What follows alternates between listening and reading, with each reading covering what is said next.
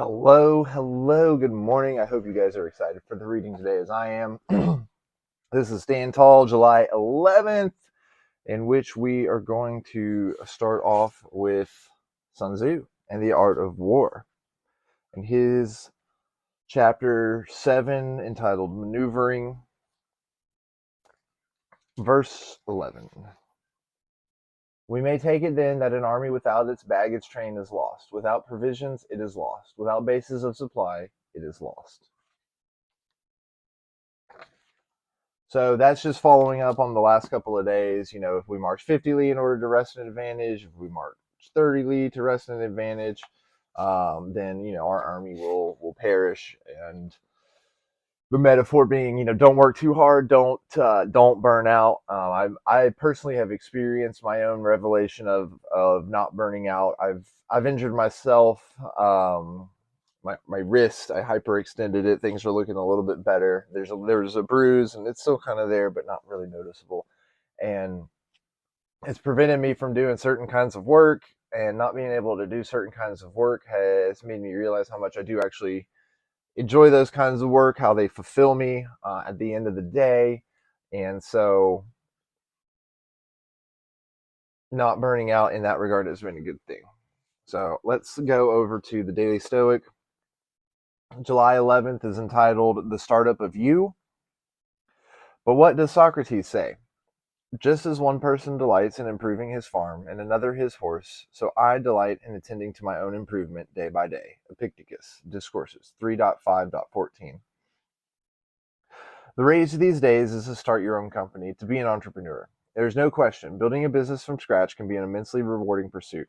It's why people put their whole lives into it, working countless hours and taking countless risks. But shouldn't we be just as invested in building ourselves as we would be to any company? Like a startup, we begin as just as an idea. We're incubated, put out into the world where we develop slowly, and then over time, we accumulate partners, employees, customers, investors, and wealth. Is it really so strange to treat your own life as seriously as you might treat an idea for business? Which one really matters? Which one, oh, which one really is the matter of life and death? I think that's powerful, man. That is a good reflection of Epictetus. Just as one person might like to have a nice fancy house with a nice great garden and lots of fancy landscape, another person might improve their horse. So I guess that's like, a car in today's day and age. But we all know that for most of us, if you're watching this video anyway, you know that self-investment and self-improvement is oftentimes the best route.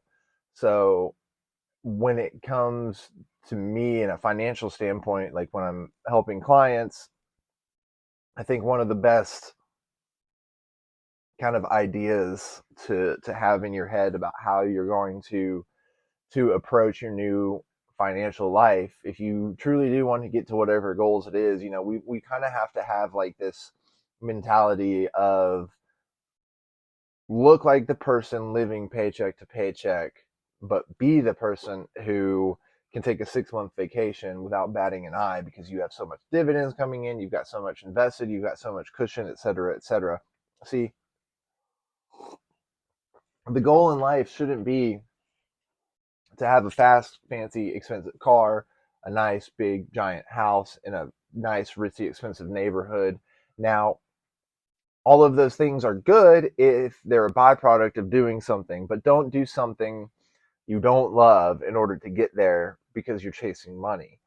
If you are working so hard to achieve wealth in a field and you're not happy, what's the true matter of life and death? Just like this says, your family, yourself, your happiness, and your life, you only get one. So stop letting the media and the marketing geniuses who hire fancy college grads with psychology degrees that run their marketing departments trick you into believing that you need the next special class car that comes out, or the next expensive six-figure car, or a three-story house with a man cave and a hidden room behind a bookcase.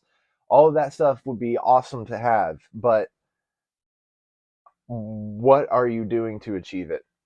If you're marching 50 li in order to wrest an advantage, surely half of your army will perish by the time it gets there, which was essentially the lesson from Sun Tzu at the beginning of this diatribe, where it's 50, 30, therefore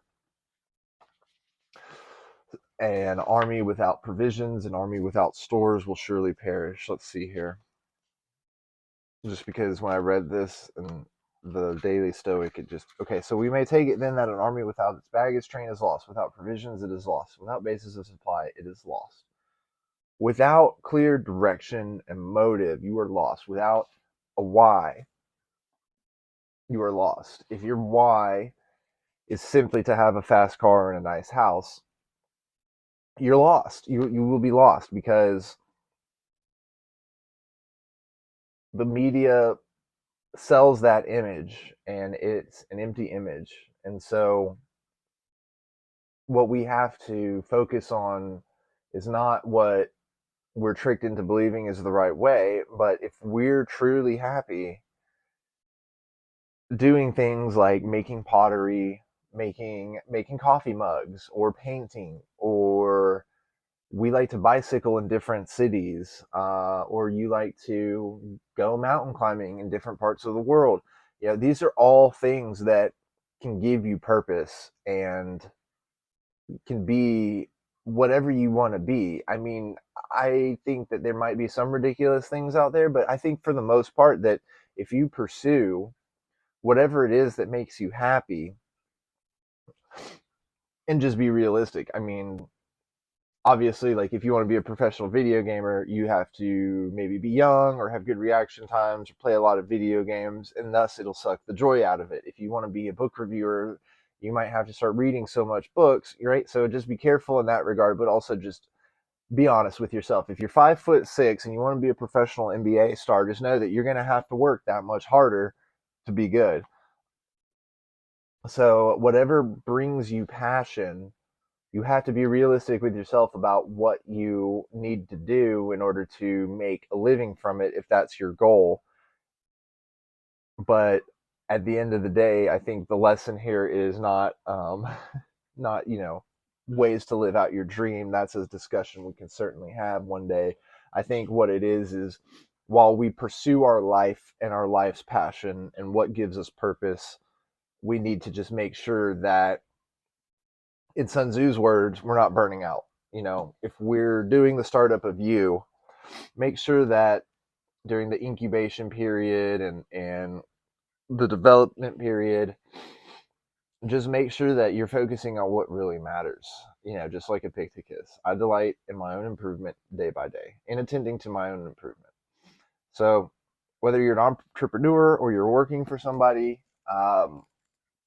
however your life looks, there's ways and things that just this is just a good reminder to not work so hard and make sure that we're focusing on our life and our loved ones and ourselves.